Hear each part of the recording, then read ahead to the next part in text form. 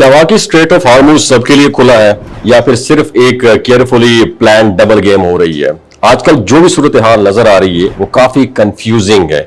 एक तरफ Donald Trump ये तासुर देते हैं कि समुद्री रास्ते महफूज हैं, ट्रेड जारी रह सकता है और सब कुछ अंडर कंट्रोल है, लेकिन दूसरी तरफ अमेरिका की पॉलिसीज और मिलिट्री प्रेजेंस जो है कुछ और ही स्टोरी बता रही है, जहां दबाव भी है और हिडन रिस्ट्रिक्शंस भी हैं।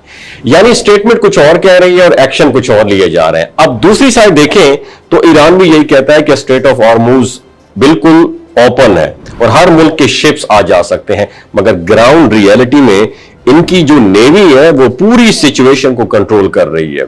ईरानियन नेवी यानी शिप्स को अलाउ करती है जबकि कुछ को वार्निंग देकर वापस मोड़ देती है। तो इसका मतलब यह हुआ कि रास्ता टेक्निकली बंद नहीं है मगर फिजिकली हर किसी के लिए फ्री भी नहीं है। यह समझने वाली बात है। यह पूरी सिचुएशन एक चेस गेम की तरह है जहां हर मूव सोच समझ कर की जाती है। और अमेरिका पता है क्या चाहता है कि दुनिया को यह पैगाम जाए कि ग्लोबल ट्रेड सेफ है बिल्कुल, ताकि मार्केट पैनिक में ना हो, मार्केट्स में पैनिक ना आए। जबकि ईरान अपनी स्ट्रेटेजिक पोजीशन को इस्तेमाल करते हुए यह दिखाना चाहता है कि कंट्रोल अब भी उसके हाथ में है।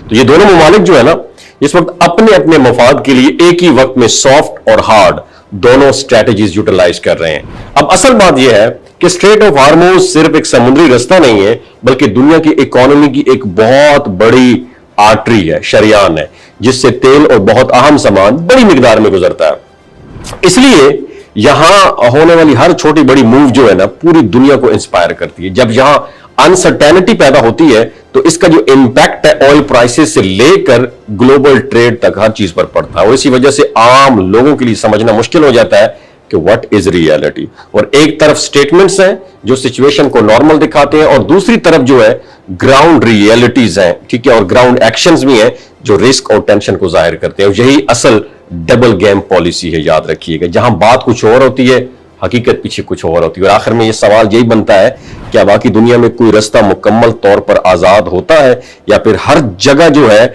इनविजिबल कंडीशंस होती हैं जिन्हें सिर्फ बड़े ममालिक अपनी ताकत के लिए और अपनी ताकत के जरिए कंट्रोल भी करते हैं।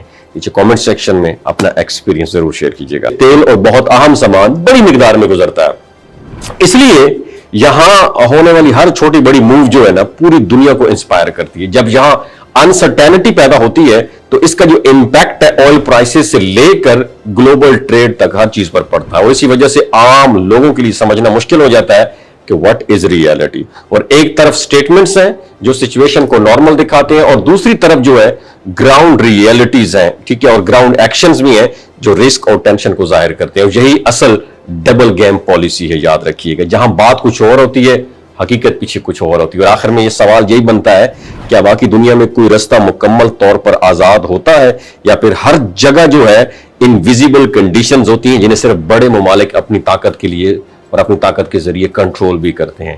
नीचे कमेंट सेक्शन में अपना एक्सपीरियंस जरूर शेयर कीजिएगा।